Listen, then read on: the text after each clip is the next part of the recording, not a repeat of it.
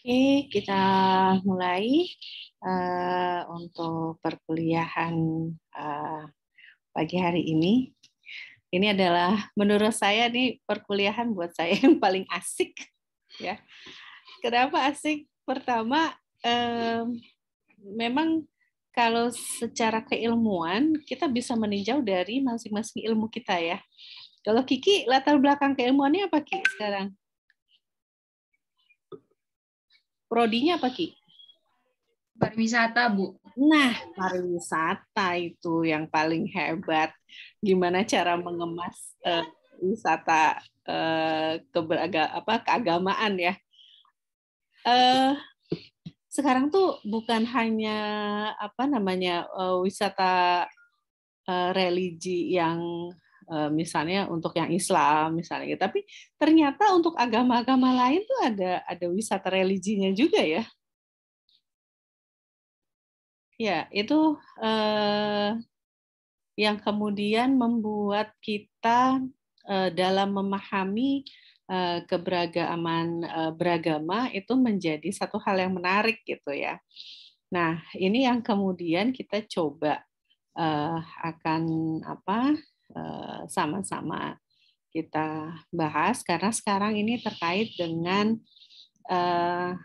kita mengangkat seorang tokoh inspirasi.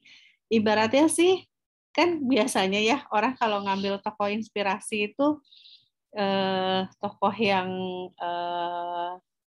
misalnya dia sebagai seorang tokoh yang memang menjadi panutan gitu ya, menjadi panutan bagi masyarakat. Kemudian juga kita akan ngelihat juga misalnya hanya apa ya, paling sering apa sih public figure ya, public figure tuh paling sering banget pada saat mereka kita minta gitu ya, dia menjadi seorang tokoh inspirator gitu. Nah, tapi kali ini ya mungkin kalian semua sudah nonton ya tadi ya tayangannya. Kalau dibilang bukan siapa-siapa, Pak Nyoman ini adalah seorang ketua gitu ya, ketua ketua Banjar gitu ya. Apa sih kalau kalau kita di Islam itu ketua DKM misalnya ya. Kemudian kalau di Kristen apa? Siapa namanya Merlin? Kalau di Kristen ketua, kalau di Islam ketua DKM, kalau di Hindu itu ketua pura gitu ya. Kalau di agamanya Merlin apa? Ketua gimana ya? Apa? Kayak Kalau di keseluruhan agama gitu. gimana kok? Kayaknya tetap pendeta sih, Bu. Oh, tetap pendeta ya. Jadi ibaratnya yang apa ya? Mengorganisir kegiatan-kegiatan keagamaan gitu ya. Iya, oke. Um, Boleh, Bang Facan? Iya, Bu.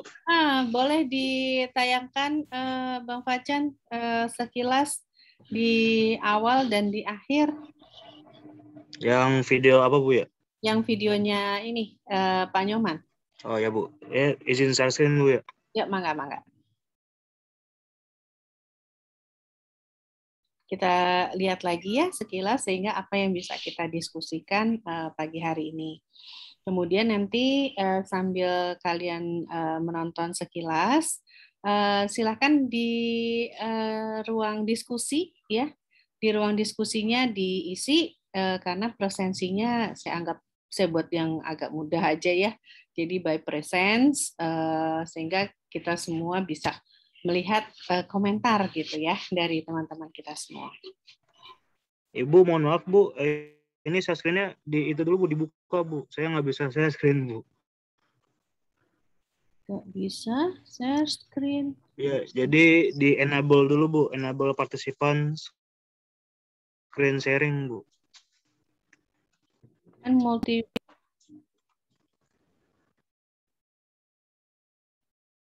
Oke.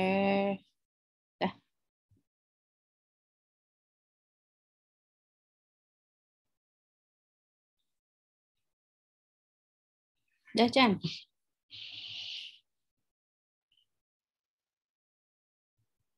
Kelihatan, Bu?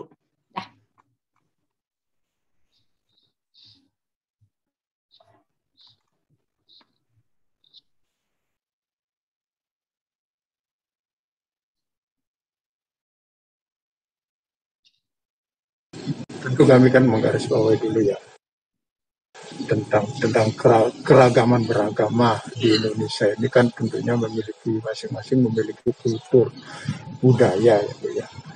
Tetapi di dalam keyakinan kami itu kultur itu hanya sebagai simbol bersosialisasi.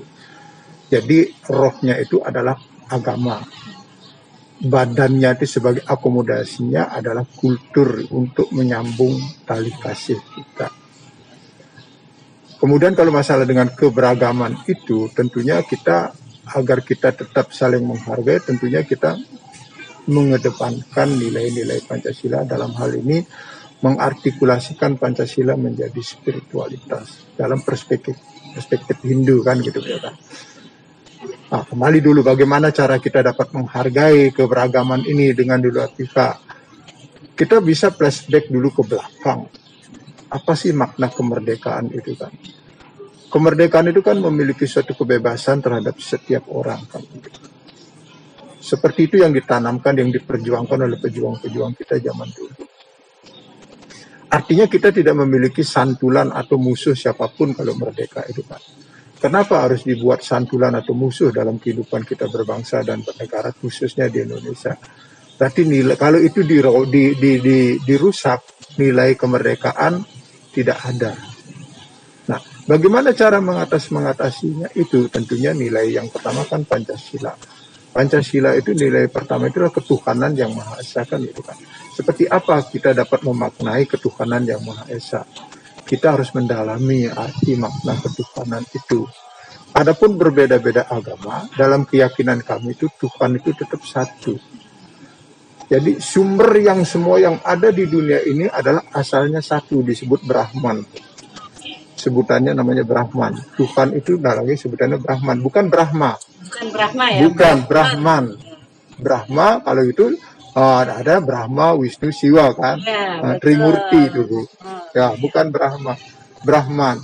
Jadi semua yang ada di dunia ini adalah satu sumbernya. Tuhan itu satu. Cuma orang bijak yang menyebut bermacam nama. Orang bijak seperti apa yang sudah memiliki kaliber spiritual. Banyak nama itu seperti apa Bu? Misalnya saya kan, mohon maaf, saya misalnya sebagai anggota polisi ketika diketahui saya polisi berpakaian dinas. Oh, siapa itu polisi? Ya, Saya Pak Nyoman. Ya. Kemudian saya nelayan, jadi tukang nelayan. Oh, siapa itu? Nelayan. Siapa? Pak Nyoman juga satu. Ngerti kan maksudnya? Itu diberikan nama sesuai dengan fungsi tugasnya. Seperti itu.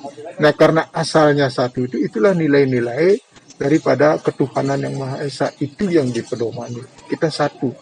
Nah, dengan nilai-nilai yang satu itu dari sila yang kedua kita lanjut ya Bu, yang mempercepat ya Bu ya. Lalu kemanusiaan yang adil dan beradab. Untuk beradabkan manusia itu seperti itu. Kembali lagi kan ada ketuhanan. Nilai-nilai ketuhanan itu seperti apa sih yang telah diberikan bekal sesuai norma etika yang ada kitab suci masing-masing. Tentunya untuk mendekatkan diri kepada yang kuasa tentunya nilai-nilai yang baik. Tidak ada yang nilai yang jelek. Agama mana yang mengajarkan buruk? Nggak ada. Cuma tergantung orangnya, kembali lagi kan. Tergantung orangnya. Kemudian nilai-nilai kedua, kemanusiaan yang adil dan beradab. Kemanusiaan yang adil dan beradab itu seperti apa? Kembali lagi, kita ini adalah bersaudara. Di mana itu diimplementasinya namanya disebut Wasudewa Kutumbakam. Bahkan atau Tatwa Masi. Tat itu adalah aku gitu loh. Kita sama. Tidak boleh membeda-bedakan walaupun hanya beda keyakinan nggak boleh. Tetap kita sama Bu. Nilai samanya itu kembali lagi tadi kan Brahman. Kita semuanya ada ini adalah asalnya satu. Cuma cara mengaplikasikannya mendekatkan diri memiliki jalan yang berbeda. Nah, dari jalan yang berbeda itu ada dalam sastra saya dikatakan jalan apapun yang kau tempuh aku akan nyampe kepadaku. Jalan Artinya apapun. satu ya Pak ya? Satu, jalan apapun yang kau tempuh, kau akan menyampai kepadaku. Kemudian ada pertanyaan, ketika kau menempuh jalan yang lain, aku tidak mengatakan kau tidak menyampai kepadaku. Itu orang yang masih ada di dunia ini tidak berani mengatakan ku akan tidak nyampe kepada Tuhan. Gak berani mengatakan seperti itu. Dibekalkan seperti itu. Itulah berarti nilai-nilai itu yang perlu kita pegang. Ya, tatua masih dengan wasundewam utumbakam. Kemudian sila ketiga ya Bu ya. Terus kemudian dengan persatuan Persatuan Indonesia kan itu sila ketiga kan, membentuk suatu kemuliaan umat untuk dapat saling menghargai kan itu persatuan itu, dan menghormati setiap perbedaan. Perbedaan itu tentunya ras, suku, agama dan budaya harus menghargai. Kalau itu kita tidak dihargai, berarti apa makna kemerdekaan ini yang telah diperjuangkan oleh para pejuang zaman dulu? Jadi para pejuang zaman dulu membuat suatu merdeka Indonesia itu kan agar kita beradab kan. Kalau tidak mereka kan tentunya tidak beradab kita. Kan dianggapnya kita sampah di muka dunia yang lain kan gitu kan. Nah, diberadabkan kita oleh pejuang-pejuang zaman dulu sehingga merdeka kita. Ya kan? Dengan kemerdekaan itu kembali lagi kita bersatu, kita bersaudara. Tidak perlu memandang walaupun ibu misalnya mau apa begini. Oh, ibu adalah saudara saya. Adalah saudara saya. Bapak ini juga saudara saya. Tapi cara pandangnya mendekatkan diri, haknya dia. Kan dalam Undang-Undang Dasar kan sudah ditentukan umur di atas 17 tahun, sudah dewasa, berhak untuk memilih keyakinannya. Sudah jelas itu. Ya. Kemudian dalam sila keempat, kerakyatan yang dipimpin oleh kebijaksanaan dalam perusahaan perwakilan, karena mengedepankan musyawarah. Jangan mufakat dulu. Ini kadang-kadang kan kebalik-kebalik. Iya. Balik-balik Bu. Ya Bu ya. Kemudian rakyat merupakan, rakyat ini bagaimana sih terbentuknya negara ini? Modal utama kan rakyat. Rakyat lu modal utama. Dari modal utama itu tentu dalam hal ini meyakini dalam konsep seperti apa nih? Konsep kalau di keyakinan saya kembali dalam perspektif itu akan ada satu perubahan ini, tapi di keyakinan di kita saya itu namanya punarbau perubahan itu. Kita diberikan hidup kembali, tetapi bukan saya yang hidup Bu. Jadi sifat-sifatnya itu melikat pada jiwanya. Jiwatman namanya, jiwanya. Jadi dengan atman beda Bu. Kalau atman ini kan istilahnya dia sudah langgeng. Tidak akan pernah tidak termusnahkan oleh api, tidak terbakar oleh api, tidak basah oleh air, tidak luka oleh senjata, itu atma. Mereka tidak terikat, mereka tidak kena noda apapun. Misalnya kita berbuat jahat, mereka tidak terkena. Dia tidak terpengaruh. Atma itu dia terpengaruh dalam keyakinan kami. Tetapi yang terpengaruh apa? Jiwanya, Bu. Beda dengan apa? Dengan jiwanya. Jiwanya inilah yang akan termalu oleh suatu keterikatan yang ada di dunia ini, Bu.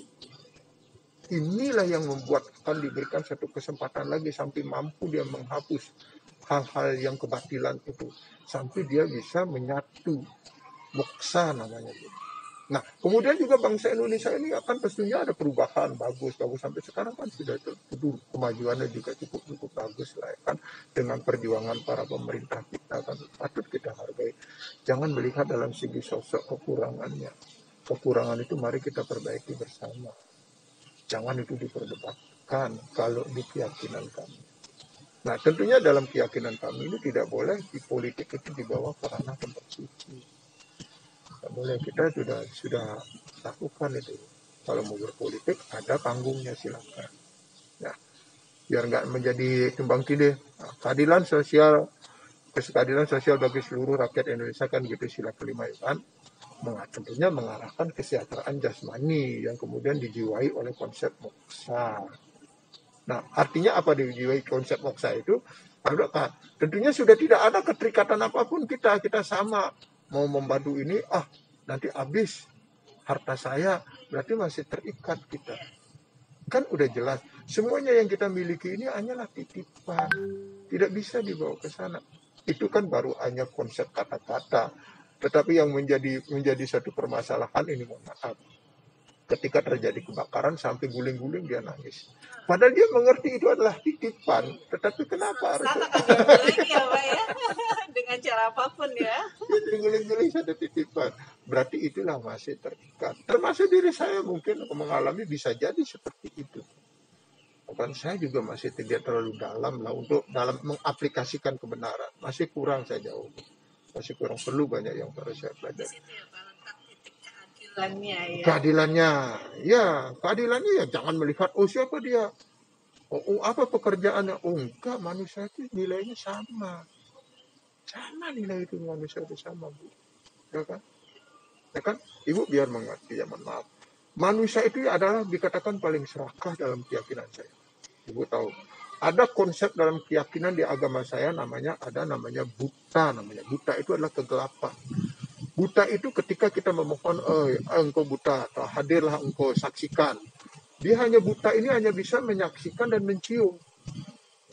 Buta ini yang tidak kelihatan. Apa yang menjadi suatu buta? Perkataan-perkataan kotor itulah akan menggumpal dalam suatu di muka bumi ini. Gumpalan-gumpalan kotoran-kotoran kata itu. Itulah yang menjadi terbentuk. Itulah yang membuat menjadi sering kita lepas kendali. Karena akibat, makanya hati-hati kalau kita berbicara. Kan? Kenapa hati-hati berbicara? Kembali lagi konsepnya kita diberikan gigi itu sudah dipagari agar kita memagari kata-kata kita. Ya kan? Mungkin dalam satu konsep keyakinan Ibu kalau nggak salah ya kan, kenapa kita dikatakan sama? Ketika kita Ibu mengambil air wudhu tentunya kita mencuci tangan, kita harus bisa merangkul semuanya. Mencuci kaki, kita harus berpijak ke jalan yang benar. Mencuci telinga, kita harus mendengar yang baik.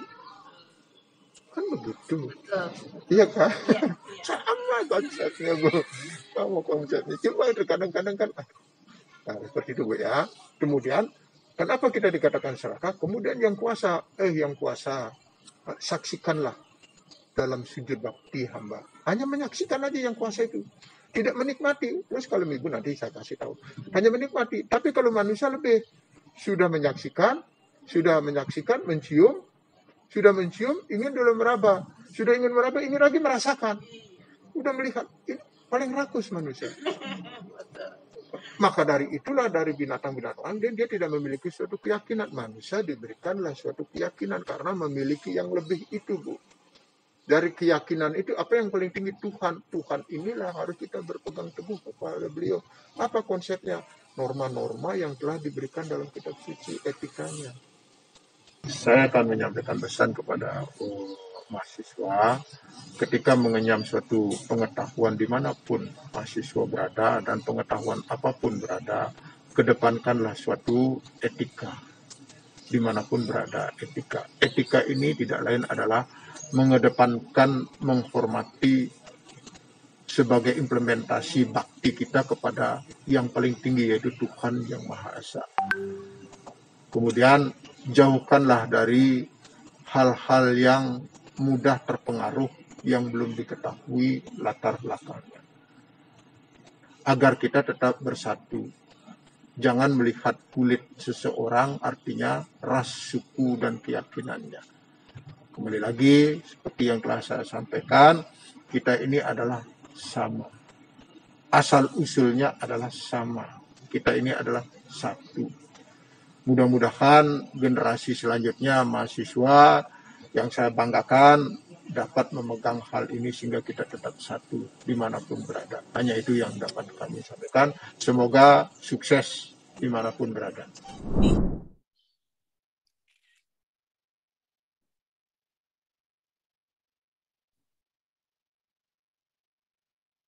Tentu kami kan. Oke, terima kasih Bang Facan dan juga mahasiswa semua. Saya barusan dapat kabar dari Pak Nyoman yang kita tadi sudah saksikan beliau menginspirasi kita semua berdasarkan keyakinan, ya, berdasarkan keyakinan agama yang dianut oleh Pak Nyoman, ya. Pak Nyoman akan hadir di tengah-tengah kita. Mungkin nanti agak terlambat. Tadinya rencana kita jadwalkan pukul 8, tapi beliau agak terlambat sedikit katanya. Nggak apa-apa. Sambil kita berdiskusi gitu ya, eh, apa yang disampaikan oleh Pak Nyoman sebenarnya nih kalau durasi yang sebenarnya sampai berapa ya? 1 jam ya, Bang Facan ya? Sekitar 47 menit, Bu. Oh, 47 menit gitu ya. Sehingga sama Bang Facan coba diedit ya. Kemudian temanya Pak Nyoman ingin melihat keberagaman beragama ini didasarkan pada Pancasila ya. Nah, ini yang kemudian kita bisa lihat gitu ya dengan baik bahwa ternyata keberagaman beragama ini kita melihat bahwa gini, dari setiap sila ya, dari Pancasila, dari mulai ketuhanan yang Maha Esa, kemudian sila kedua, tiga, empat, sampai kelima, keadilan sosial bagi seluruh rakyat Indonesia, itu terlihat betul gitu ya bahwa kehidupan beragama kita, kalau kita ngelihat kan cuman ada di sila pertama ya, kita taunya ya dari Pancasila gitu. Tapi Pak Nyoman ini menginspirasi kita semua, terutama saya gitu ya, bahwa pada saat kita menunaikan ibadah sesuai dengan keyakinan kita, sebenarnya kita dituntut untuk bisa menjalankan kelima silanya.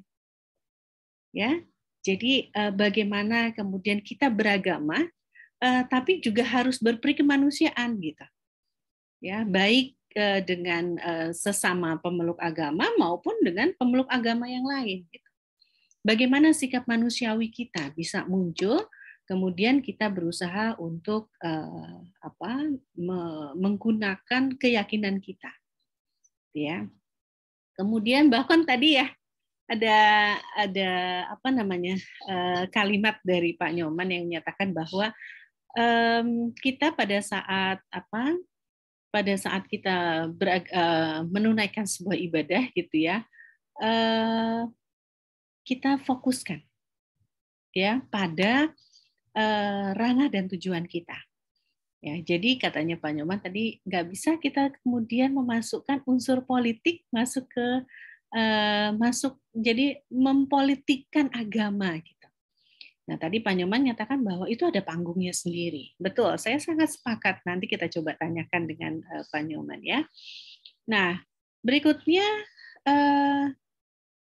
kenapa alasan saya juga mengambil tokoh inspirasi ini dari yang agama Hindu gitu ya sebagai salah satu agama yang memang jumlahnya tidak sebesar mereka tidak minoritas ya, tapi jumlahnya memang tidak sebesar pemeluk agama Islam, Nasrani ya, Kristen maupun Katolik gitu ya. Kemudian untuk Konghucu juga sekarang juga banyak juga gitu ya. Ya untuk Buddha juga. Akan tetapi kita melihat ada tadi dikatakan bahwa dari kehidupan agama itu sebagai badannya adalah budaya gitu ya. Nah, budaya itu yang kemudian diimplementasikan dalam bentuk simbol-simbol gitu ya. Mungkin nanti Bang Facan boleh nanti di yang lengkapnya, hanya saja mungkin ada yang harus diedit juga kali ya Bang Facan ya, sehingga teman-teman nanti bisa lihat, bisa nanti suatu saat gitu ya menonton bagaimana peribadatan yang mereka lakukan gitu ya, penuh dengan simbol gitu. Ya, mungkin kita bisa lihat sekarang tayangannya Bu Eka ya, Ibu Niputu Eka pada saat menjalankan ritual keagamaannya. Boleh Bang Facan ditayangkan untuk tayangan Bu Eka? Oke, Bu, siap, Bu. Ya, mangga.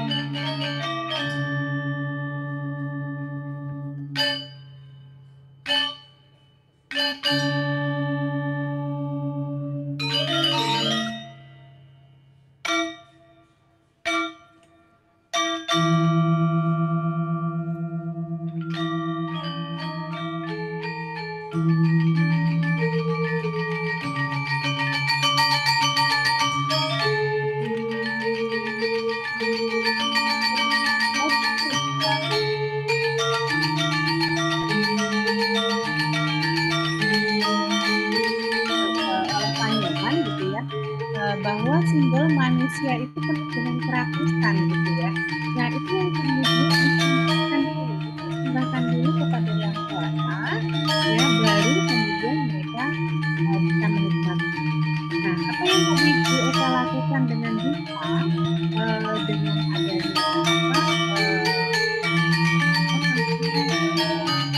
dari Diva itu juga ada simbol-simbol, ada artinya.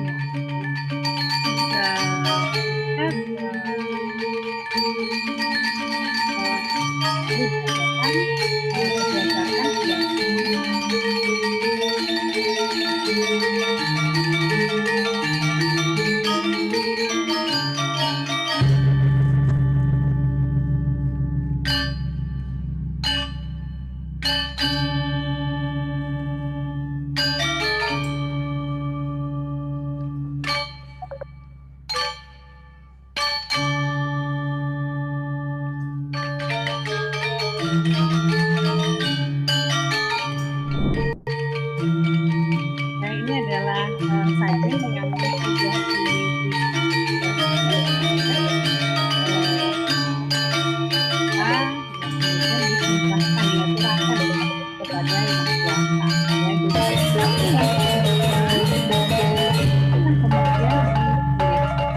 dia kirimkan kepada yang kuasa.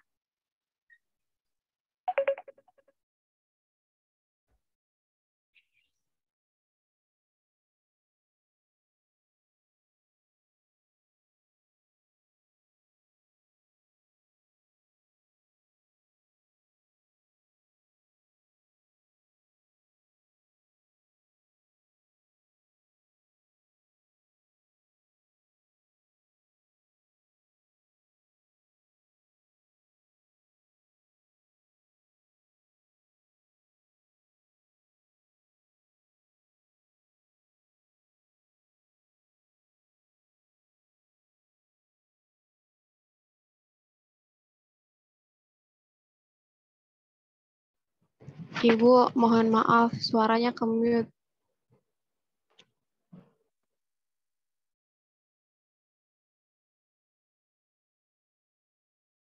Ya, barusan Bu Eka menyampaikan bahwa Pak Nyoman akan segera join ya sama kita. Pak Nyoman, selamat pagi Pak Nyoman.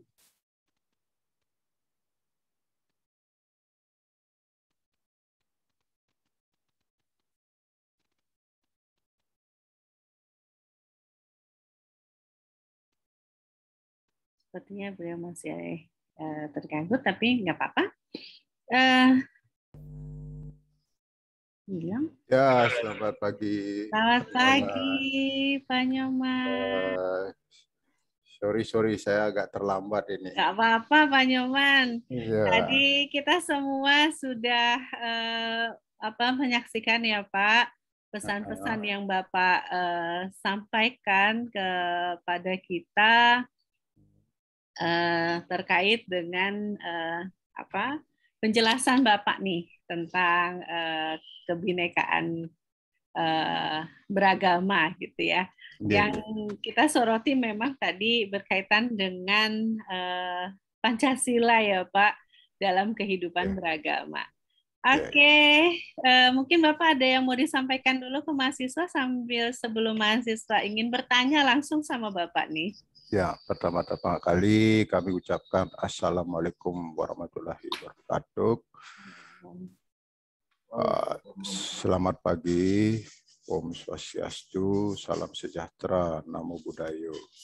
Semoga kita dalam keadaan sehat.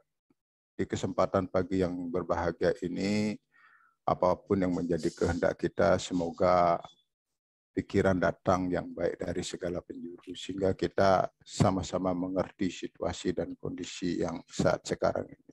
Mungkin itu aja, Bu. Iya, oke. Terima kasih banyak Pak Nyoman. Ya, mangga silahkan teman-teman. Ada yang mau ditanyakan? Tokohnya sudah hadir nih di tengah-tengah kita. Langsung ya. Pengennya sih Pak, mereka juga pengen seperti saya nih kemarin berkunjung ke pura ya. Tapi sepertinya belum bisa nih Pak. Nggak apa-apa ya Pak ya. Sekarang kita akan diskusi dulu aja secara online gitu. Karena memang tayangan yang sudah kita lihat mungkin nanti akan saya kirimkan gitu ya ke Bapak. Sungguh menginspirasi kita semua gitu ya. Oke, mangga silahkan teman-teman, mungkin mahasiswa ada yang mau ditanyakan? Silakan. Saya Bu. Yuk, mangga silahkan Kiki. Selamat pagi Pak Nyoman. Terima kasih sudah bergabung di kelas kami. Perkenalkan, saya Baik Kiki. Saya kuliah aslinya di Bali Pak, jadi banyak ketemu teman-teman yang Hindu juga. Saya pengen tahu lebih dalam nih Pak, kalau di Hindu itu memandang perbedaan agama di antara kita tuh seperti apa Pak? Memandang pemeluk agama lain begitu. Terima kasih. Baik, Mbak Kiki. Jadi kalau memandang perbedaan itu kembali lagi kita coba dari secara person per orang ya. Terkadang sangat sulit sekali ya. Termasuk pribadi saya ya. Kita memandang perbedaan dalam rumah tangga dengan istri saja sering terjadi miskomunikasi. Ya, kita tidak perlu dulu keluar lah. Coba deh introspeksi diri kalau pada umumnya mulat sariru ya. Di rumah tangga aja sering terjadi miskomunikasi bukan dalam segi keyakinan ya kan. Nah, bagaimana cara mengendalikan hal-hal itu yang kecil itu dulu? Nah, setelah itu mampu kita kendalikan, baru kita mengaplikasikan sastra ayat-ayat suci yang ada dalam sesuai dengan keyakinan kami ya. Ini kita berbicara secara perspektif Hindu ya Mbak ya. Kami tidak ada bermaksud menyinggung keyakinan yang lain. Bila ucapan kami merasa tersinggung dalam keyakinan yang diyakini dalam pertemuan ini, lebih awal kami tidak ada maksud dalam hal itu. Kami minta maaf. Mari kita tunjukkan kebersamaan kita adalah sama. Nah, kembali lagi, meninjau, melihat, memandang adalah berpikir dalam segi perbedaan dengan sekitarnya. Di dalam ajaran agama Hindu sudah jelas dipesankan bahwa kita ini adalah sama. Apa alasannya sama?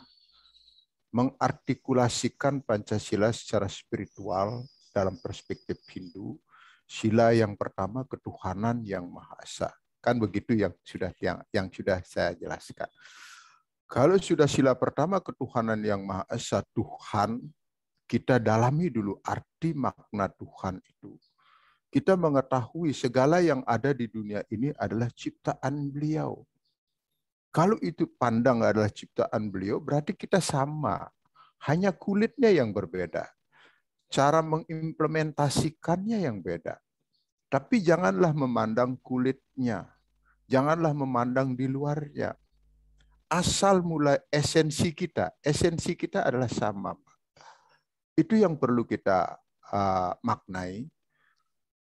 Jangankan kita, makhluk yang lain pun adalah esensinya sama, asalnya sama. Tetapi kalau sudah mengetahui esensinya sama, sebenarnya tidak perlu kita takut perbedaan keyakinan, perbedaan pandangan. Perbedaan pandangan itulah yang membuat kita menjadi bergejolak, bertindak, tetapi bertindaknya dalam segi positif. Jangan melihat perbedaannya, jangan dinilai perbedaannya. Jadi ruang geraknya jangan dilihat sangat sempit.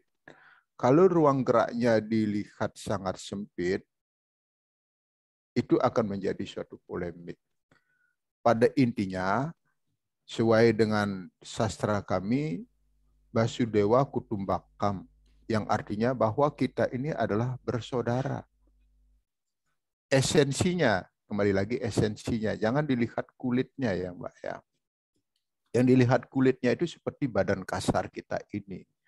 Muka gini, kalau apalagi saya misalnya berucap, sudah berucap yang salah, Pak Nyoman udah apalagi ucapannya salah, wajahnya jelek. Nah, kembali lagi, itu yang tertanam kan begitu Pak. Ya kan?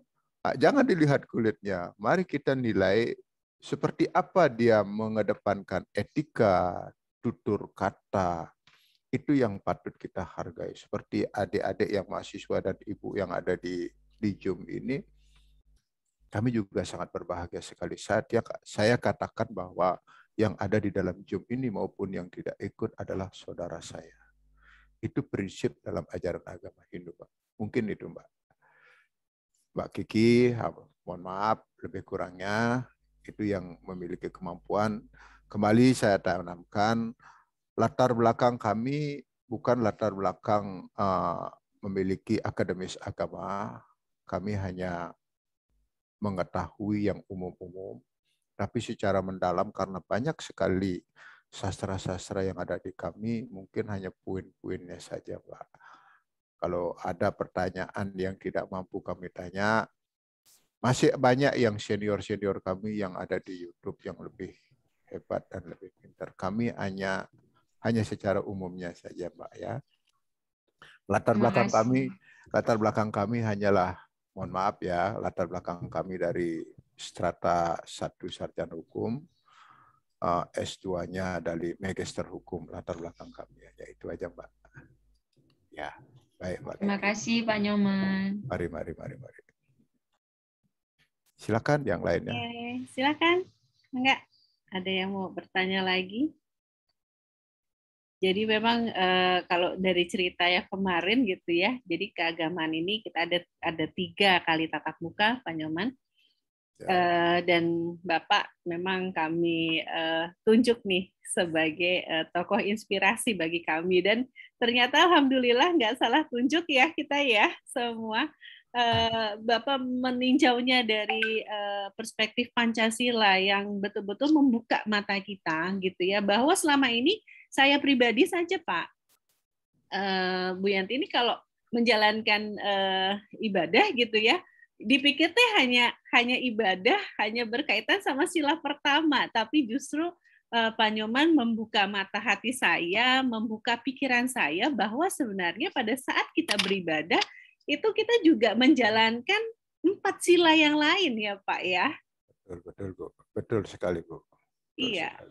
Iya, bahkan tadi kita cermati gitu ya, kita simak dengan baik. Bapak sudah memberikan penjelasan gitu ya kepada kami semua. Monggo silahkan yang lain, mungkin dari Merlin, Ilham. Iya, Bapak. Sebentar. Iya, mangga. Anggaplah sila yang paling terakhir, keadilan sosial bagi seluruh rakyat Indonesia.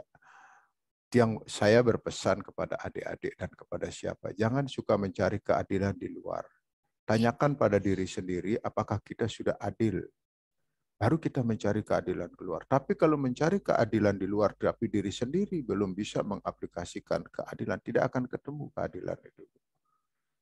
Nah, tetapi kalau masing-masing secara personal, Bapak yang ada ikut Zoom ini bisa menanyakan apakah kita sudah adil, akan segala etika pasti dikedepankan.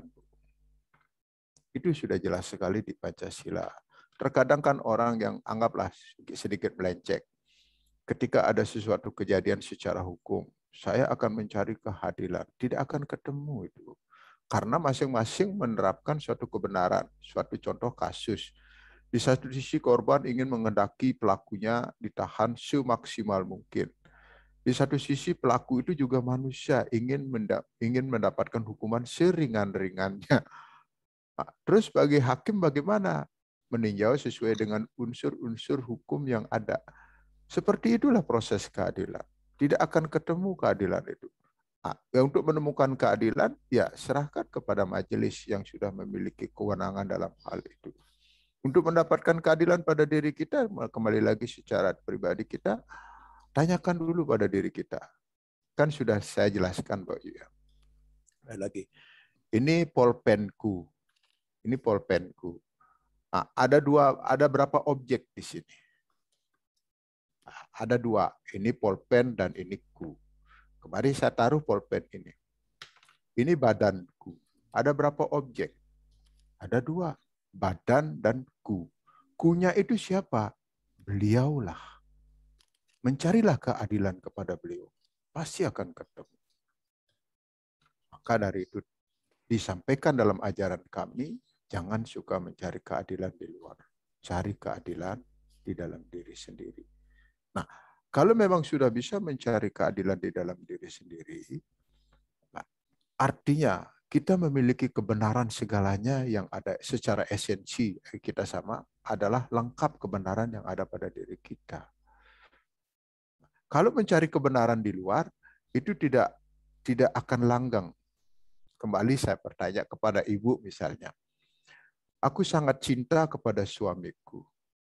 Kemudian saya tanya kepada ibu, cinta ibu itu kepada siapa? Cinta ibu, kalau ibu mengatakan, oh cinta saya kepada suami saya, berarti cinta ibu tidak langgang. Oh cintaku itu adalah untuk diriku sendiri. Siapapun tidak ada bisa merebut cinta ibu kepada suami. Itulah kebenaran, Bu. Mungkin itu ya singkatnya. Lebih kurangnya. Ya, silakan yang ada bertanya. Silakan. Silakan kepada mahasiswa, ada yang ingin ditanyakan kepada Pak Nyoman. Enggak?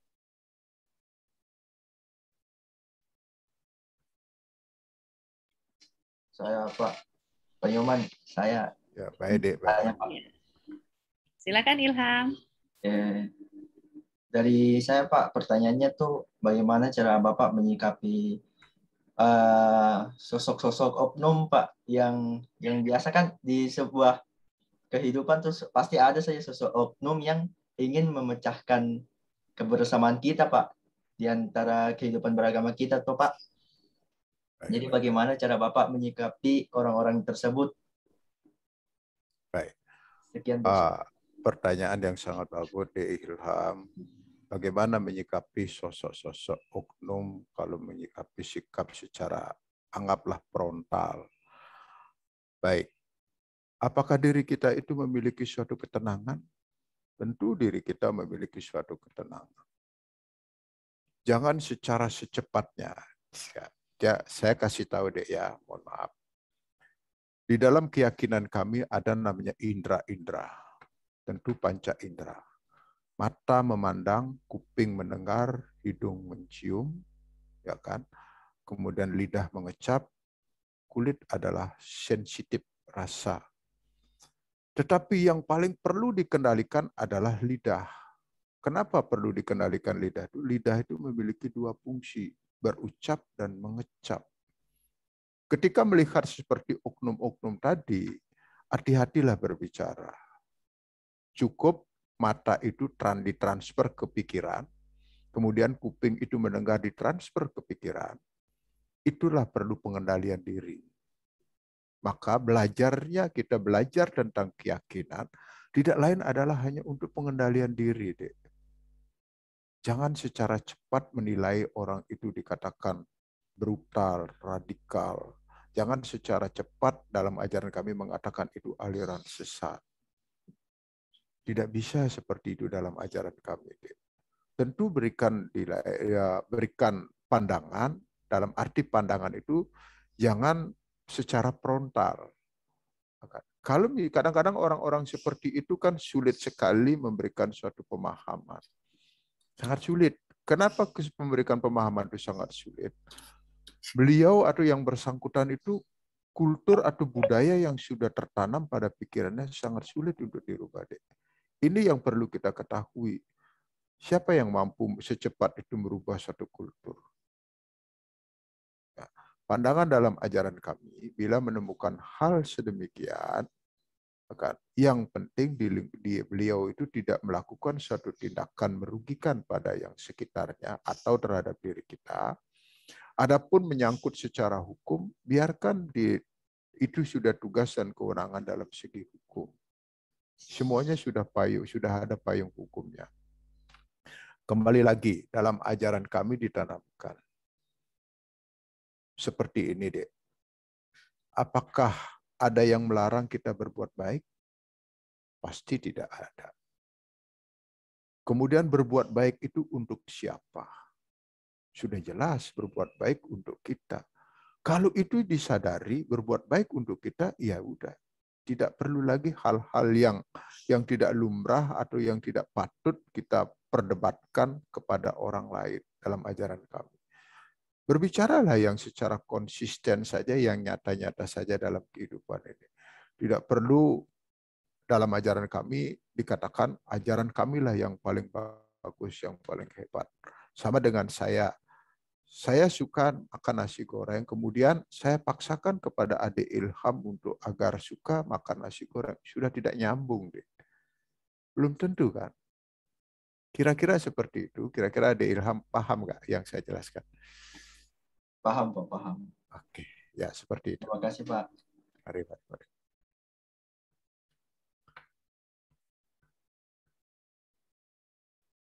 Ini silakan teman-teman yang lain, enggak? Silakan aja bertanya, jangan Iya. takut, masalah nanti tersinggung Pak Nyoman, enggak lah. Enggak. Iya. Nggak apa-apa. Tapi kalau misalnya saya tidak bisa jawab, ya kan mungkin mohon maaf lebih awal, Bu. Iya. Mangga silakan, ini ada Alia yang ingin bertanya kepada Pak Nyoman. Silakan Alia. Assalamualaikum Pak, selamat pagi. Perkenalkan ya, saya aslinya dari Makassar. Saya mau nanyain Pak, pernah nggak Bapak alamin kejadian yang kayak Bapak kan sebagai kaum minoritas ya di Indonesia, Bapak pernah nggak ngalamin hal yang nggak mengenakan dari kaum minoritas seperti itu, dan gimana sih Bapak cara nanggapinnya? Begini, Dek, itu sudah pasti pernah, Dek. Sudah pasti. Saya kasih cerita sedikit ya, Bu. Nggak apa, Bu, ya? Mangga. Secara silakan. pribadi. Ketika saya menangani suatu perkara, datanglah seseorang. Saya lagi sedang BAP. Tercetuslah kalimat, Bapak ini keyakinannya Hindu ya? Oh ya. Sayang sekali Bapak akan tidak ketemu jalan menuju surga, katanya. Dek, kita ini, saya menangani tentang perkara. Saya tidak ada perdebatan tentang surga di sini, Dek. Seperti itu, Bu. Tapi saya berikan jawaban. Dek, siapa namanya? Dek, siapa namanya? Alia. Mohon maaf, Dek Alia. Saya kasih ilusi-ilusinya aja, Dek, ya. Ketika adik belajar sangat giat waktu SMP atau SMA. Giat sekali. Apa tujuannya belajar itu? Untuk mendapatkan nilai yang baik. Sudah adik mati-matian belajar, tetapi yang berhak menilai itu siapa, Dek? Saya tanya. Yang berhak menilai itu siapa, Dek? Guru, Pak. Nah, ketika kita berbuat baik maupun tidak perlu membicarakan surga neraka, yang berhak menilai itu siapa, Dek? Tuhan. Ya sudah, selesai saja. Jangan lagi diperbicarakan itu. Jangan lagi diperdebatkan itu. Udah, kan? Tidak perlu lagi. Ya udah, orang mau berbicara seperti itu, tanggapan saya baik, Dek. Terima kasih. Mudah-mudahan apa yang Adik sampaikan saya dapat mengikuti jejak Adik. Artinya kita berbicara agar dia tidak tersinggung. Pada intinya kedepankanlah etika, walaupun kita secara frontal mendapatkan kata-kata itu. Tetapi saya sebagai manusia biasa, kadang-kadang muncul juga pers saja, Bu. Emosi juga gitu loh, Bu. Itulah manusia. Itulah manusia. Makanya kuping mendengar, mata melihat, hidung mencium, panca indera. Ya, di dalam sastra kami, siapa Pikiran yang mampu dapat mengendalikan indera-indera itu, itulah orang yang berhasil. Tetapi kalau pikiran tidak mampu mengendalikan indera-indera kita selalu memberikan transfer-transfer yang ada di dunia nyata ini, maka mereka lah yang tidak berhasil. Tentunya pasti emosi, cepat mengambil kesimpulan, ya kan. Hal-hal itu seperti itu. Maka dari itu dalam ajaran kami, bagi siapa dalam kehidupan ini pikiran mampu mengendalikan indera kita, itulah orang yang berhasil. Jangan dilihat dari keberhasilan dalam segi materi. Tentu dalam manusia ini dituntun kita ini hidup untuk menjaga titipan ciptaan Tuhan. Nah, ciptaan Tuhan itu perlu kita jaga. Nah, dengan menjaganya seperti apa? Tentu dengan norma-norma nilai-nilai kebaikan. Tidak perlu dirobek-robek dengan hal yang tidak baik. Artinya pada sila yang terakhir juga diciptakan keadilan sosial bagi seluruh sila yang kelima disampaikan dalam keyakinan kami adalah tidak lain adalah titipan itu kan generasi. Dalam keyakinan kami kan ada diyakini reinkarnasi atau punarbau. Walaupun pada saat ini kami tidak menikmati keindahan kesuksesan itu, tetapi perputaran reinkarnasi itulah yang akan menikmati. Masuk dalam keyakinan kami seperti itu sesuai dengan artikulasi Pancasila secara spiritual dalam perspektif Hindu. Mungkin itu, Dek. Ya Pak, terima kasih Pak jawabannya. Mari. Ya, terima kasih. Ini ada Mira nih. Mira ingin bertanya ya, Mira ya? Iya. Mungkin Mira mau ditanyakan langsung, Mira, pengalamannya. Ini kemarin sudah kita coba bahas, Pak. Iya. Cuman memang kita belum dapat jawaban yang pas ya, Mir ya. Oke, Mangga, silahkan. Ya, Ibu, terima kasih atas kesempatannya. Sebelumnya saya minta maaf nggak bisa on cam karena tadi coba on cam cuma langsung ke out sendiri gitu, Bu. Oh iya, masalah gangguan sinyal Pak Nyoman. Gak apa-apa deh, nggak apa-apa deh. Ya, Mangga silahkan Mira. Izin bertanya ya Pak. Jadi kan kita ini kan bagaimana gitu pandangan Bapak mengenai orang-orang yang menilai suatu ras itu berdasarkan perbuatan seorang oknum. Contohnya saja nih Pak, kita di Papua ini tuh sering mendapatkan diskriminasi dari masyarakat dari luar Pulau Papua nih, bahwa kami yang ada di Papua ini adalah orang-orang yang rasis gitu Pak. Nah menurutnya Pak Nyoman ini bagaimana tanggapan kami yang mendapatkan diskriminasi seperti ini, menanggapi mereka tuh gimana Pak? Seperti itu. Terima kasih. Dek Mira, dalam hidup ini janganlah berkecil hati walaupun kita seorang minoritas. Tuhan telah memberikan sesuatu segalanya yang ada di dunia ini. Nah, kalau misalnya merasa dikucilkan ada sebagai seorang minoritas, itulah tantangan kita. Apakah kita mampu menghadapi tantangan itu dalam keyakinan kami? Kalau sekali lagi yang pesan dengan Dek Mira, ya ini cukup mendalam. Janganlah suka menyalahkan pada diri sendiri bahwa menganggap diri kita adalah minoritas. Sudah saya sampaikan tadi, kita ini bersaudara. Tapi kadang-kadang orang lain tidak mengerti dalam kalimat itu. Tetapi kita menanamkan adalah bersaudara. Kalau itu kita pegang, kita tidak merasa minoritas, Dek Mira. Nah, kita adalah sama. Tanggapi secara positif, kalau pendapat kami, tanggapi secara positif. Bila itu kita mampu lakukan, itulah kebahagiaan sejati Dek Mira yang kita temukan. Buktikan saja, Dek Mira. Setiap orang yang mendapatkan suatu tantangan, mampu mengendalikan pada diri sendiri dalam ajaran kami. Itu sangat indah sekali. Mungkin sama kok. Masing-masing manusia, suatu contoh begini. Ketika kita dapat membantu seseorang yang sangat membutuhkan, apakah kita merasa bahagia? Ya. ketika kita emosi dengan teman di sekolahan atau satu mahasiswa, satu akademisi dalam fakultas yang sama, merasa emosi dan tersinggung, tetapi kita mampu mengendalikannya, nanti adik setelah di rumah atau siapapun sama, akan bahagia sekali.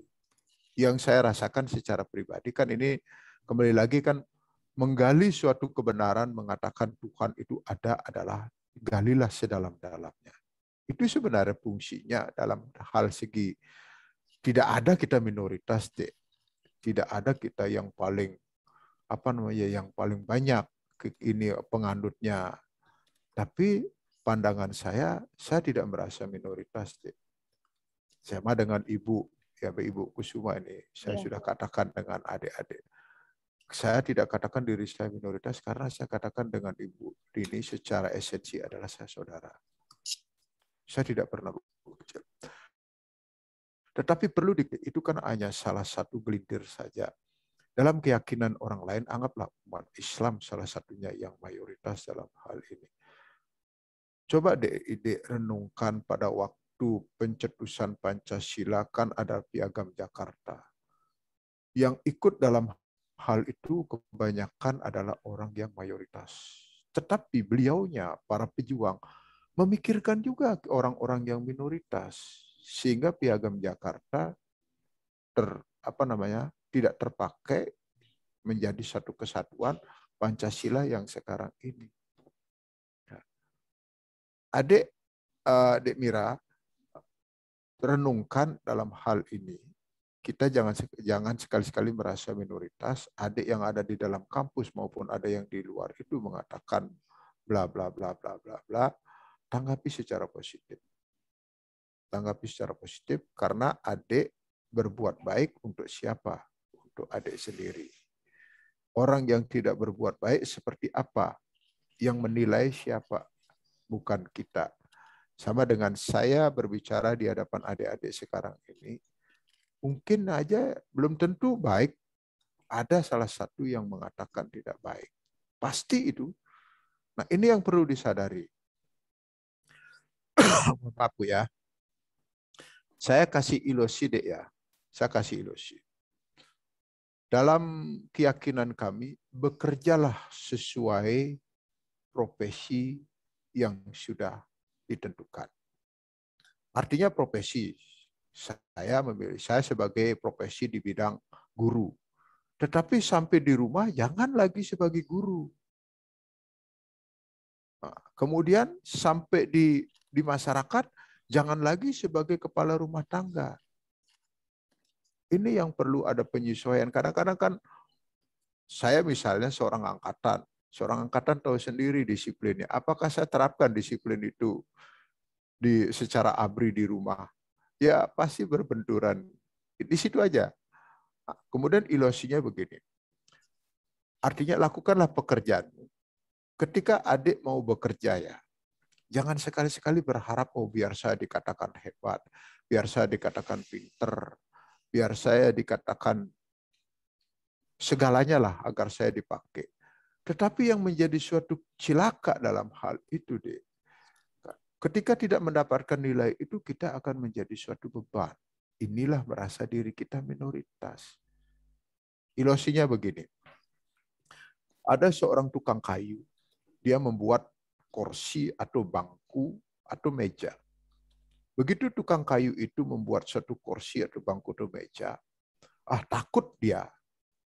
Takutnya, ya kalau bagus, ya kalau laku dijual, ya kalau kelihatan estetikanya, seninya. Nah, berarti di situ sudah merasa dirinya minoritas. Nah, lakukanlah pekerjaanmu, lakukan aja, tidak perlu berharap itu bagus, tidak baik, jelek. Lakukan saja, jangan berharap seperti itu. Tapi kalau berharap seperti itu, nanti suatu ketika dikatakan dicacat, wah ini buatan Pak Nyoman, kursinya jelek banget, akan beban pada diri kita. Nah, artinya adik Mira merasa minoritas sehingga adik tidak mau berbuat baik kepada yang mayoritas. Itu sudah dalam ajaran kami, itu sudah keluar dari konsep pesan-pesan suci yang ada di keyakinan kami. Itu maksudnya. Kira-kira ngerti nggak Demira? Ya, kalau nggak apa-apa. Ini kan terbuka aja Bu ya. Nggak apa-apa Bu ya. Sehingga biar ngerti banget itu loh sama-sama gini. Iya. Kira-kira Demira gimana Demira? Iya Pak. Terima Paham? kasih, paham Pak. Jadi kita harus melakukan semua itu ikhlas karena diri kita, bukan hanya karena untuk mendapatkan pujian atau lain hal gitu ya Ya, Pak ya. itu maksud saya. Bagus. Terima kasih. Itu maksudnya. Itu maksud Terima saya. kasih Pak. Ya, sama-sama. Ya, betul. Jadi kemarin itu kita sempat pertemuan yang lalu kita sempat cerita-cerita ya, Mbak Mira ya, bahwa memang kan kita sering kali gitu ya Pak mendengar bahwa sedemikian gentingnya situasi di Papua gitu ya terhadap kehidupan beragama gitu. Tapi ternyata menurut Mbak Mira justru pada saat mereka yang Muslim ya Pak menjalankan ibadah sholat Id ya Mira ya, justru yang menjaga itu adalah orang Papua ya. Betul, dengan agama yang berbeda gitu. Ya. Kemudian Mira jadi bertanya, ini orang di sini nggak apa-apa kok gitu ya Mir ya? Iya. Iya Bu. Kok di luar rasanya ramai, kami aja yang di Papua merasa tidak ada masalah gitu ya. Nah, jadi kembali yang saya bisa garis bawahi memang pengendalian emosi ya Pak ya, pengendalian emosi dan kemudian kita melakukan hal yang terbaik. Setelah itu bukan menjadi urusan kita ya Pak untuk memberikan sebuah penilaian apa yang kita lakukan itu baik atau tidak. Jadi ada yang bagian untuk memberikan nilai gitu. Begini Bu. Ya, seperti Pak. Kalimat tadi, lakukanlah hal itu, lakukanlah hal itu, jangan mencari suatu nilainya Bu ya. Bentar Bu, bentar Pak. Iya ya Pak. Ya. Ini lampunya agak gini saya ini. Nah, lakukan hal sama dengan begini. Ketika kita dengan istri, saya akan berikan oleh-oleh yang terbaik kepada istri. Menurut kita, tapi ternyata baju yang kita belikan terbaik, tapi tidak cocok istri saya. Terus ngomonglah istri, kira-kira atau ibu membelikan baju suami, terus suaminya, baju apa ini, baju murahan ini. Kira-kira ibu kecewa nggak? Atau adik misalnya, pasti kecewa kan? Pasti itu kecewa. Makanya ketika kita berbuat itu jangan mencari suatu nilai. Ya. Kerjakan saja ya Pak ya. Kerjakan saja, jangan terikat dalam hal itu. Kerjakan saja. Artinya tentunya sesuai dengan koridor-koridor tatanan etika, norma-norma ya kan. Pasti kan. Itulah sebenarnya hidup ini sangat indah sekali Bu. Menjadi tidak indah kan kadang-kadang ingin mencari kembali nilai popularitas, kedudukan. Nah, itu yang menjadi suatu penyebabnya sebenarnya. Di mana-mana sama, bukan di tempat saya juga ada seperti itu. Dan sering di mana aja, asal setiap kita sudah berkumpul, masing-masing akan menonjolkan pribadinya. Dan sekali lagi saya pesan ini sama dengan tadi. Hati-hatilah dengan pengetahuan yang kita miliki. Orang yang memiliki pengetahuan terkadang akan menjadi ego. Akan menjadi ego. Apalagi memiliki latar belakang. Wah, saya ini sudah kuliah, sudah serasa satu, sudah profesor, kan begitu Bu. Nah, itu keegoan itu yang menjadi suatu penyebab tidak mau direndahkan dirinya. Ini sering berbenturan seperti itu. Makanya saya di keyakinan kami, di umat kami Jalambar, sering berpesan, ketika kita memiliki ilmu, aplikasikanlah, ya kan? Aplikasikanlah secara baik, kemudian ajaklah mereka yang tidak mengerti, tetapi ketika dibutuhkan, janganlah mencari suatu nilai di situ. Kalau mencari suatu nilai adalah salah satu umat yang tidak cocok dengan beliaunya, sudah pasti akan berbenturan. Karena apa? Beliaunya itu sudah merasa memiliki kedudukan, harus selalu didengar pendapatnya, didengar kata-katanya, harus diikuti. Ini suatu kejadian yang sehari-hari kan, Bu kan. Iya. Tapi kita tidak sadar dalam hal itu. Termasuk diri saya. Saya sering mulat sariri itu artinya introspeksi diri. Kenapa saya harus tersinggung? Kenapa saya harus begini? Tetapi sering terjadi keterlambatan. Pribadi saya sering terjadi keterlambatan dalam hal mengendalikan itu. Itulah manusia. Tetapi perlu kita ingat-ingat lagi. Mudah-mudahan besok atau lusa tidak lagi seperti itu. Karena kita sebagai manusia adalah proses untuk mendapatkan pembelajaran. Bukan kita sebagai manusia tidak mendapatkan pembelajaran. Kita kalau tidak mendapatkan pembelajaran, kita tidak mengerti tentang kebenaran. Tidak ngerti tentang kebenaran. Mungkin itu, ya. Silakan, Bu. Iya, betul. Sehingga akhirnya bukan kebenaran versi yang kuasa ya Pak ya. Betul. Akhirnya versi orang. Nah, pada saat kita mengikuti versinya orang, betul tadi Pak Nyoman menyatakan bahwa akan seringkali terjadi benturan, gitu ya. Ya, betul. Oke, ada mungkin satu lagi, silakan.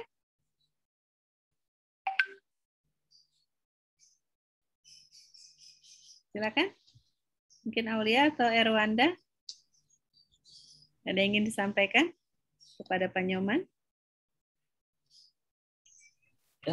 Ini Pak, saya izin bertanya. Sebelumnya perkenalkan terlebih dahulu ya. Nama saya Muhammad Erwanda. Saya dari Kalimantan Timur. Saya izin bertanya Pak. Selama ini Pak, selama Bapak menjalani hidup ini, apakah Bapak pernah mengalami intervensi ketika melakukan ibadah spiritual seperti itu Pak? Baik, Dek. Mungkin ya saya jelaskan dari kehidupan saya dari kecil ya, Dek. Saya dari kecil dengan bapak saya belum pernah diperintah untuk sembahyang. Wah, kamu sembahyang. Nggak pernah. Dek. Seingat saya, sampai bapak saya meninggal tahun 90, ibu saya meninggal tahun 86. Bahkan pada hari suci, hari raya saja, saya dikasih gergaji untuk motong kayu. Pemahaman kami dalam segi agama pun belum begitu mapan ya dalam hal itu. Nah, di dalam ajaran kami, kemarin sudah kita katakan ada namanya jenyanyi yoga, adalah jenyanyi itu pengetahuan. Kemudian ada karma yoga, adalah tindakan. Bhakti yoga adalah bakti terus tiap hari itu tujuannya kepada yang kuasa saja, tidak lain, hanya yang kuasa saja. Kemudian yang terakhir adalah raja yoga, sudah memiliki tingkatan yang sangat tinggi sekali. Nah, keempat-empatnya ini kita pilih, tetapi dalam keyakinan kami banyak yang memilih tentang karmanya, tindakannya saja. Artinya begini, Dek. Apakah orang Bali itu harus sembahyang? Harus. Tetapi mereka kadang-kadang mengambil karmanya saja, tindakannya saja. Bertindak yang baik. Itu saja. Tidak ada intervensi. Di Bali semuanya tindakannya saja. Yang penting bertindak yang baik, berbuat yang baik, kan itu, berpikir yang baik, berkata yang baik, berpikir yang baik, berkata yang baik. Ada 3 itu ya, berpikir, berkata, berbuat yang baik. Karmanya banyak yang memilih. Kalau misalnya memilih tentang jenyanyi juga banyak yang memilih pengetahuan. Bagi yang pengetahuan ini, yang sudah mumpuni pengetahuannya, mendalami ajaran-ajarannya, mereka harus bisa mengajari orang-orang sesuai dengan keyakinannya. Dalam keyakinan kami. Nah, itu sudah bagian daripada menjalankan perintahnya. 4 pilihan itu salah satu dipilih. Tetapi mana yang lebih bagus? Kedudukannya sama 4-4-nya ini. Menurut pendapat saya secara pribadi, kedudukannya sama. Kemarin sudah saya jelaskan ya, Bu. Mungkin adik pernah nggak nonton Mahabharata? Ketika, nggak apa-apa cerita Mahabharata sedikit ya, Bu ya. Silakan. Nah, Mahabharata itu kan tentunya tentang kebatilan dan melawan melawan kebatilan, dharma melawan adharma, kan begitu kan. Kebaikan melawan ketidakbaikan. Jadi yang tidak baik itu menurut cerita di sana, ini namanya cerita itiasa namanya, Bu. Dalam keyakinan kami itu ada cerita itiasa dan purana. Kalau itiasa itu adalah suatu kejadian yang benar terjadi. Tetapi dalam purana itu hanya pengalaman suatu kejadian, seperti legenda. Itu purana, Bu. Tapi ini itiasa. Kenapa diceritakan? Dalam keyakinan kami, kitabnya itu sangat sulit dipahami oleh orang-orang yang memiliki kemampuan masih pengetahuannya kurang. Dibuatlah suatu cerita itu, Mahabharata itu. Kemudian Mahabharata itu adalah Arjuna. Mungkin semua ada mendengar Arjuna. Arjuna itu disuruh berperang oleh Krishna. Krishna itu siapa? Krishna itu adalah awatara, utusan kalau namanya. Awatara adalah beliau awatara dari Dewa Wisnu. Menjadilah, menjelma, menjadi manusia. Menjadi manusia itu hanya minjem badan kasar saja. Badan kasar ya, badan kasar kita ini. Nah, kemudian kalau secara logika kita memandang kok beliau itu Krishna itu awatara dari Dewa Wisnu kok nyuruh berperang. Pada umumnya nyuruh berperang itu kan tidak baik kan begitu, Bu, ya kan? Kemudian Arjuna bertanya. Awalnya Arjuna dikasih penjelasan tentang pengetahuan dikatakan paling baik. Tiba-tiba karena ada suatu gejolak dalam suatu kehidupan, disuruhlah memerangi kebatilan. Ya kan? Disuruh Arjuna melawan Korawa, saudaranya. Arjuna, lakukanlah ini, berperang. Kemudian Arjuna bertanya, sesungguhnya engkau harus berpikir, wahai Krishna, bahwa engkau menyuruhku untuk melakukan berperang. Padahal pengetahuan lebih unggul daripada karma atau tindakan. Tapi kenapa engkau menyuruhku untuk bertindak, berperang artinya bertindak. Nah, artinya di situ sama-sama memiliki nilai yang sama antara pengetahuan dengan tindakan. Sama dengan, kenapa nilai sama? Anggaplah tukang petani, dia tidak mungkinlah, jarang mungkin membaca kitab-kitab suci karena dia giat dengan kegiatan profesinya kan begitu. Tetapi dia bertindaknya sangat baik. Itu sudah bagian daripada menjalankan perintahnya. Nah, arti berperang di situ adalah perangilah musuh-musuh yang ada pada dirimu sendiri. Nah, di sini karena jenjangnya kurang, pengetahuannya kurang, sehingga dia tidak mengerti. Dia memerangi musuh-musuh yang ada di luar. Dalam kehidupan sekarang ini, sebenarnya musuh yang ada itu adalah di dalam diri sendiri. Itu permasalahannya tadi Pak Ade Muhammad. Ya kan? Lakukan yang terbaik, lakukan yang terbaik, tidak perlu ragu-ragu untuk berbuat baik. Kembali lagi, jangan mencari nilai dalam hal itu. Mungkin itu deh, Muhammad. Ya Pak, terima kasih Pak sebelumnya. Sama-sama. Ya, terima kasih Pak Nyoman. Nggak terasa nih, kita sudah 1 jam bersama Pak Nyoman yang sedemikian menginspirasi kita semua. Rasanya hati kita adem ya, ya teman-teman semua ya. Ternyata apa yang disampaikan oleh Pak Nyoman ini memang kemudian bisa membuat kita semua ke depannya gitu ya, untuk bisa kita hidup berdampingan, ya, bisa lebih mampu menahan emosi gitu ya. Kemudian juga kita mengedepankan kebersamaan gitu ya, tadi diinspirasi oleh Pancasila ya, kelima sila itu pada saat kita menjalani kehidupan beragama, berdampingan dengan saudara-saudara kita yang berbeda agama, gitu ya Pak Nyoman. Mungkin sebagai closing statement Pak Nyoman bisa disampaikan kepada kami apa yang mau Bapak pesankan kepada kami supaya kami juga ke depan insya Allah bisa terus menjaga kerukunan hidup beragama. Enggak, silakan Pak Nyoman. Baik, untuk semuanya bukan kami juga belajar untuk berbuat yang terbaik, Bu. Kadang-kadang sangat sulit sekali untuk berbuat baik. Tantangannya berat sekali, Bu. Kalau mau berbuat baik itu tantangannya pasti berat. Godaannya berat, maka dari itu janganlah adik-adik kita, Pak Ibu, terhadap saya juga, terhadap Ibu juga, janganlah menyerah kita untuk berbuat baik. Karena berbuat baik itu adalah untuk kita.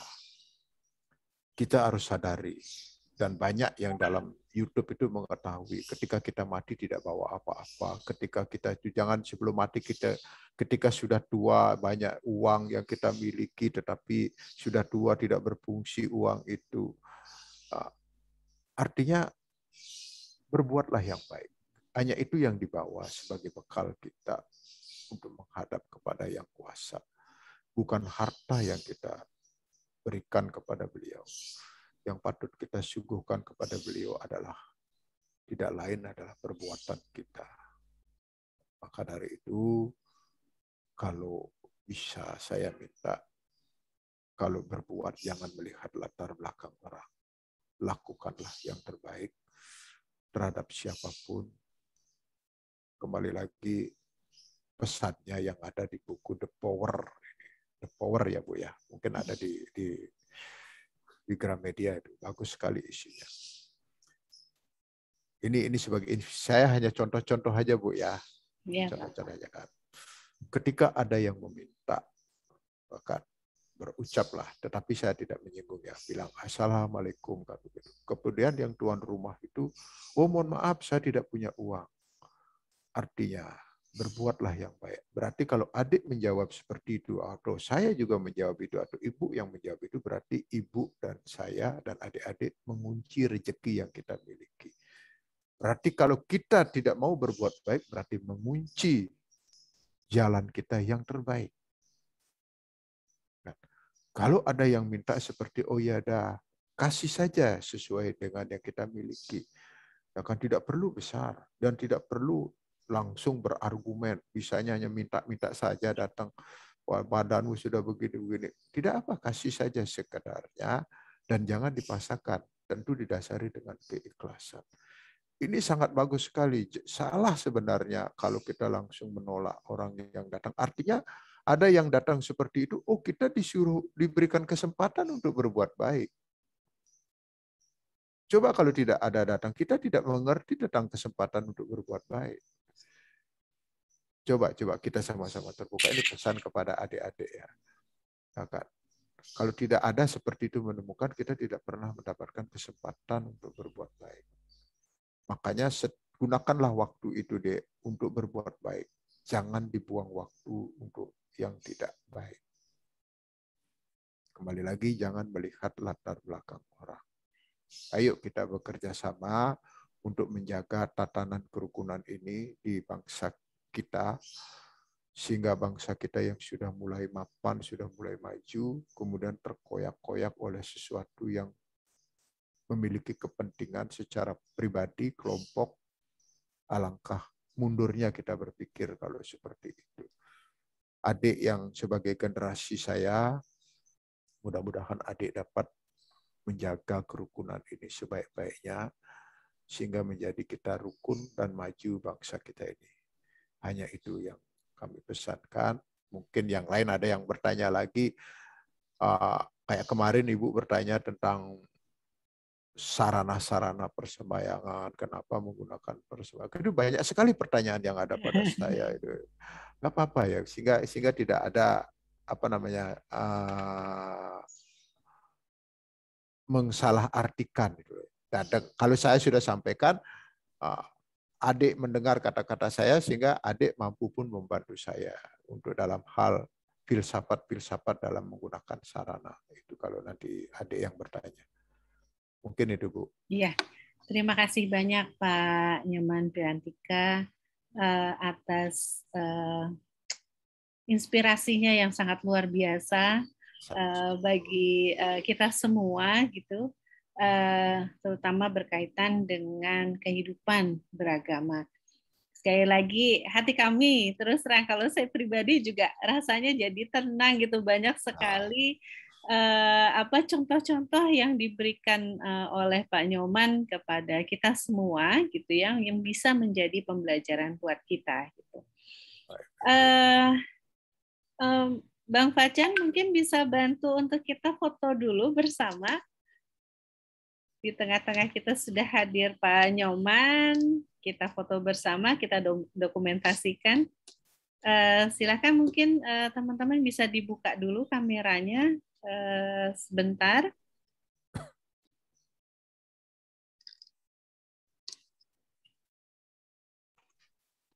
Oke, aba-aba dari saya berarti Bu ya? Iya. Oke, ya. Sebentar, Mira belum buka kamera. Dibuka sebentar, Mir. Mudah-mudahan tidak terlempar nih, Mir.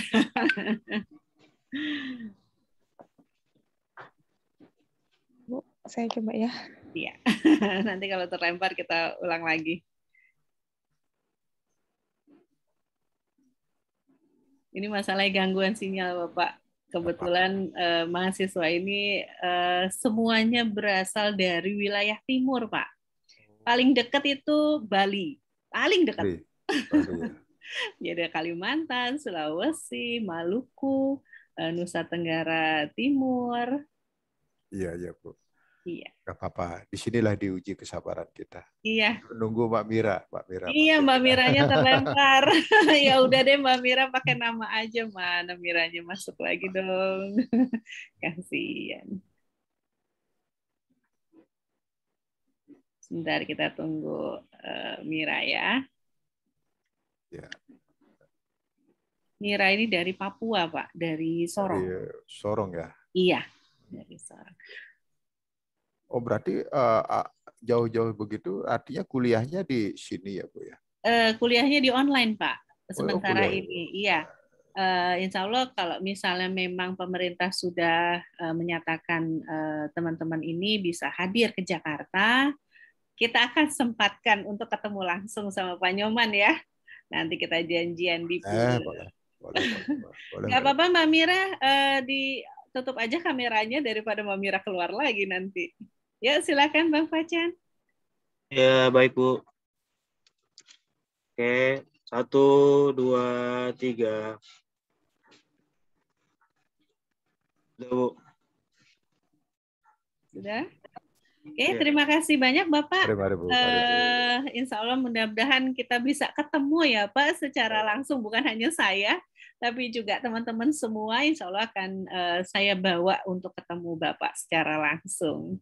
Ya, terima kasih. Akhir kata kuliah ini saya tutup. Wabillahi taufiq wa hidayah. Assalamualaikum warahmatullahi wabarakatuh. Selamat siang. Terima kasih, Bu. Terima kasih, Bu. Terima kasih, Pak Nyoman. Luar biasa hari ini kita. Bu, sama-sama ya. Ya. Saya keluar ya, Bu ya. Ya, mangga Bapak. Terima kasih, Bapak.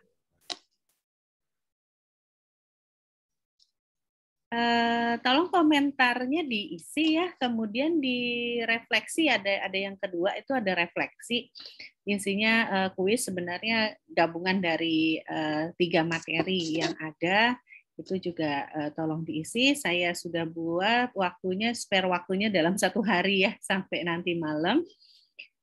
Kemudian minggu depan itu kita sudah mulai masuk ke kebinekaan kesukuan. Nah, oke, mungkin sekarang gantian sambil saya bikin video juga sama Bang Facan. Kita mau bikin 2 video nih. Yang pertama, yang pertama sih, ini sebenarnya sih belum kasih tahu nih sama Bang Facan. Bang Facan, jadi ceritanya kita mau ngajak nih adik-adiknya semua ke mana? Ke apa? Yang Betawi apa? Chan? Setu Babakan, Bu. Setu Babakan, tempatnya ondel-ondel katanya anak saya. Ke Setu Babakan, nanti kita coba liput kasih gambaran gitu ya tentang Setu Babakan. Kemudian saya ini kan punya banyak temen ya. Kalau tadi Bu Eka sudah menjadi talent kita, Bu Eka itu Wadek 1-nya FEB.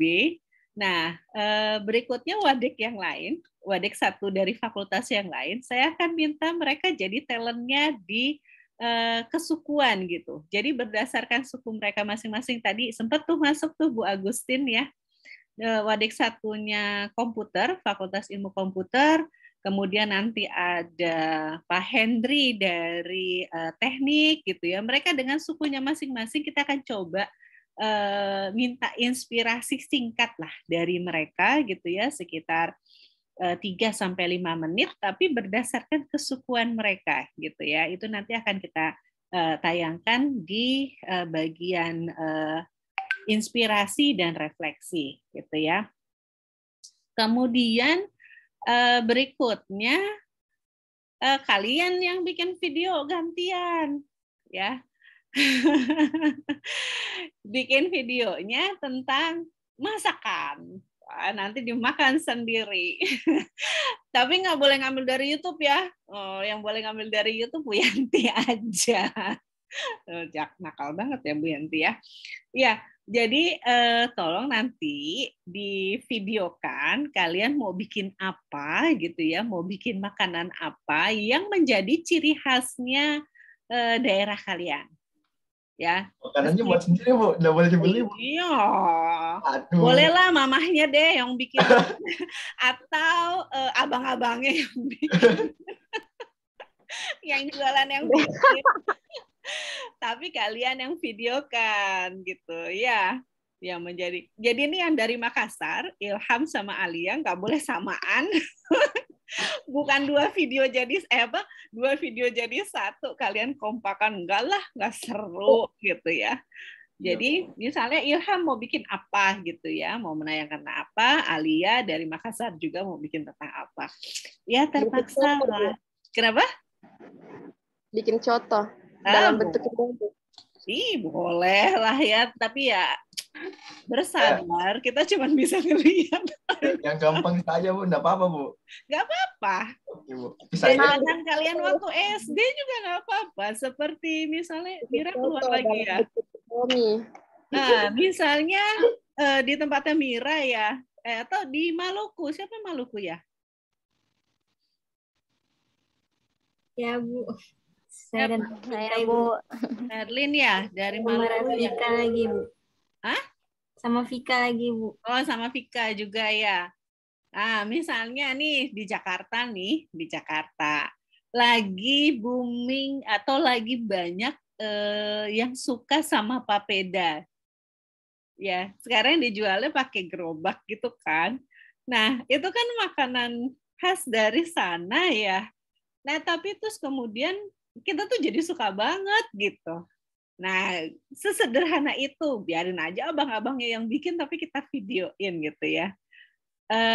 Itu yang menjadi ciri khas dari teman-teman semua. Misalnya Aulia nih, Aulia Reski mau bikin apa misalnya. Biarin pokoknya yang bisa menggiurkan kita semua. Gara-gara makanan gitu ya, mungkin bisa kemudian lebih mempereratkan kita dan kita bisa bikin sendirilah sementara gitu ya. Nanti pada saat kita bisa ke Jakarta, kalian semua bisa kumpul di Jakarta. Mungkin ini nanti pada saat kegiatan terakhir penutup kita bisa sajikan semua gitu ya, supaya nggak penasaran cuma lihat di video. Ya, singkat aja gitu ya. Mungkin maksimal kalau 10 menit cukup ya Bang Facan ya. Iya Bu, cukup Bu. Cukup ya, 10 menit nggak usah lama-lama lah ya. 10 menit cukup sambil kalian beri ulasan. Pokoknya bikin asik-asikan aja. Mau pakai kayak apa? Kayak YouTuber gitu ya. Boleh. Pokoknya gaya kalian deh ya. Gaya kalian. Kalau yang dibuat Bang Facan itu terpaksa ngikutin gayanya Bu Yanti. Tapi saya mau ngikutin sekarang mah gayanya Bang Facan aja nanti kalau yang kesukuan. Oke, terima kasih banyak. Sampai kita ketemu minggu depan ya. Selamat kuliah yang hari ini kuliah. Oh ya, untuk perkuliahan sudah tidak ada masalah kan? Aman nih, Bu. Aman ya? Ini ada Bu Eka nih. Hilang lagi. Oh, ini dia. Yang tadi kita lihat Bu Eka lagi ibadah. Selamat pagi. Oh, ini orang yang langsung nih. Pagi, Bu. Bu. Assalamualaikum warahmatullahi wabarakatuh. Selamat pagi, salam sejahtera untuk kita semua. Om Swastiastu, Shalom, Namo Buddhaya, salam kebajikan. Terima kasih Bu Kusumayanti. Sama-sama, Bu Eka. Selalu teman-teman semua.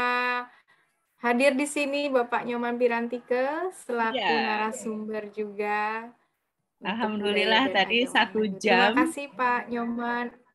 Iya, tadi 1 jam kita sudah bersama Pak Nyoman, sungguh menginspirasi sekali Bu Eka, sehingga teman-teman di sini juga banyak yang bertanya gitu ya, yang mengajukan bertanya, bahkan ada yang bercerita gitu, bagaimana mereka nih gimana sih katanya caranya untuk bisa mengatasi rasa bahwa kita nih ada minoritas. Luar biasa jawabannya dari Pak Nyoman. Menenangkan hati kita semua gitu. Nah ini sekarang nih, ayo 1 pertanyaan buat Bu Eka. Bu Eka udah masuk nih. Sebelum ditutup, maka silakan ada yang mau tanya sama Bu Eka. 1 aja. Silakan.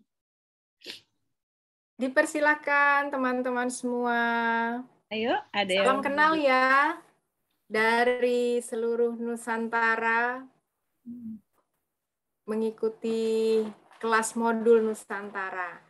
Kebetulan pagi ini budaya dan agama Hindu. Iya. Bagaimana perannya dalam pembangunan NKRI? Dipersilakan. Ya, silakan. Ini Bu, saya Bu. Ya, silakan Ilham. Silakan. Tapi Kakak kan, Ilham. Kalau saya kan ini Bu. Menurut saya Bu, sebenarnya kayak kan agama Ibu Hindu ya, kalau Hindu ya Bu, betul nggak? Iya. Ya Bu. Sebenarnya kan kalau dari saya itu kan sebenarnya saya tuh ini Bu, kayak cukup salut karena salah satu agama tertua di Indonesia kan Hindu ya Bu, karena zaman dahulu kan Hindu masuk duluan Bu daripada agama lainnya Bu. Ya, tapi ya itu lagi Bu, karena masalah mayoritas lagi Bu, jadinya malah jadi kayak terasingkan, padahal enggak Bu. Menurut saya kayak Hindu itu keren loh Bu, kayak bisa berkembang sampai selama ini di Indonesia Bu, bisa jadi banyak. Itu cukup luar biasa Bu bagi saya Bu. Jadi pertanyaan saya Bu, bagaimana caranya Ibu tuh kayak menyikapi ini Bu, yang orang-orang yang kayak kamu tuh ini kamu tuh hanya minoritas begitu loh Bu. Kan biasa pasti ada orang seperti itu loh Bu. Jadi Oke. Bagaimana, jadi kalau Ibu bisa ulangi, pertanyaannya adalah bagaimana sikap ya, pola pikir, kemudian sikap, tutur kata ya, di dalam menyikapi respon dari lingkungan begitu ya, sebagai minoritas begitu. Nah, dengan konsep Trihita-Karana yang kami miliki, Trihita-Karana itu bagi kami adalah pedoman di dalam kami beradaptasi. Trihita-Karana itu sebagai manusia bagaimana bertanggung jawab dan menjalin hubungan secara vertikal, ya, secara vertikal kepada Tuhan Yang Maha Kuasa, kepada sesama, ya, dan kepada lingkungan. Gitu. Lingkungan ini berarti alam semesta. Sehingga dengan konsep Trihita-Karana tersebut membawa kami umat Hindu di dalam bertutur kata, berpikir dan berpikir, berbuat dan bertutur kata. Ini kembali lagi Tattwamasi. Apa itu Tattwamasi? Jika kita mencubit seseorang, maka rasa sakit akan kita rasakan juga. Nah, itu yang menjadi pegangan kami. Jadi ketika ada pertanyaan bagaimana minoritas bisa beradaptasi dengan pernyataan-pernyataan di lingkungan, kami akan, saya khususnya akan merespon bahwa walaupun minoritas, ketika kita bisa memberikan circle positif ya kepada lingkungan, tentunya lingkungan akan merespon positif juga kepada kami, walaupun minoritas begitu. Dalam bertutur kata yang positif, berpikir yang positif, dan berbuat yang positif. Nah, tentunya lingkungan akan merespon positif juga. Itu yang dapat saya sampaikan. Jadi memang di Hindu ini banyak makna ya, banyak makna dan konsep filosofi, sehingga itu yang menjadi bekal bagi kami untuk bisa beradaptasi di lingkungan manapun begitu. Dan bergaul dengan siapapun begitu, dari Sabang sampai Merauke dengan rekan-rekan lintas negara begitu. Menggunakan konsep Tatwamasi itu. Ya, itu Ilham, terima kasih. Terima kasih Bu Kusumayanti. Terima kasih Bu. Oke, terima kasih. Chan, sama Bu Eka belum foto nih, Chan. Ya Bu, siap Bu. Siap, Bu. Oke, kita ini virtual background-nya beda. Sebentar saya ganti dulu. Kita sudah biasa keberagaman. Oke. Sebentar. Nah, boleh ini juga, Mangga. Terima kasih. Ayo kita foto yuk sekarang sama Bu Eka ya. Ya, silakan Jan. Oke Bu. Ya, apa-apa dari saya Bu ya? Ya, Mangga. Oke. 1, 2, 3. Udah Bu. Oke, terima kasih banyak Mbak Eka. Terima kasih Bu Kusumayanti, teman-teman semua. Sukses selalu, semoga bermanfaat dan menjadi demikian juga saya akhiri perkuliahan kita. Terima kasih, memang Bu Eka hebat banget. Oke, hebat juga buat semua. Bu Eka, mau ikutan masak nggak nih? Bikin video masak. Bagaimana asalnya makanan dari Bali. Nanti kita ada sesi bikin video untuk masak makanan khas dari daerah kita.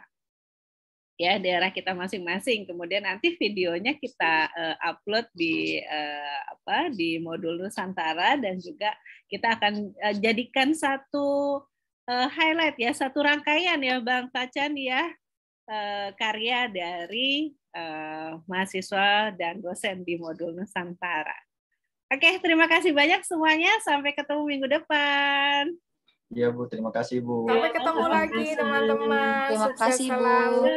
Terima kasih Bu Kusumayanti. Izin live terima kasih banyak. Oke, seru ya. Gimana kita kalau ngumpul, seru banget ini. Nggak keluar-keluar dari kampus ini kayaknya sampai malam. PPKM kapan selesai Bu di Jakarta Bu? Kenapa? PPKM-nya kapan selesai di Jakarta? Ini nambah-nambah melulu. Terakhir tanggal 6 kemarin udah seneng ya. Iya Bu. Tanggal 1 udah selesai gitu ya. Nggak taunya dipanjangin lagi tanggal 6. Kayak pajak kendaraan Bu, perpanjang. Diperpanjang terus ya Ham ya. Oke, sampai ketemu minggu depan ya. Jangan lupa videonya disiapin. Cari yang gampang. Ya Bu. Nah, ya abang-abang jualan juga di videoin boleh kok. Dibuat yang sebagus mungkin ya, sekreatif. Oke, sampai ketemu minggu depan. Terima kasih Bu. Yo. Terima kasih Bu. Sama-sama.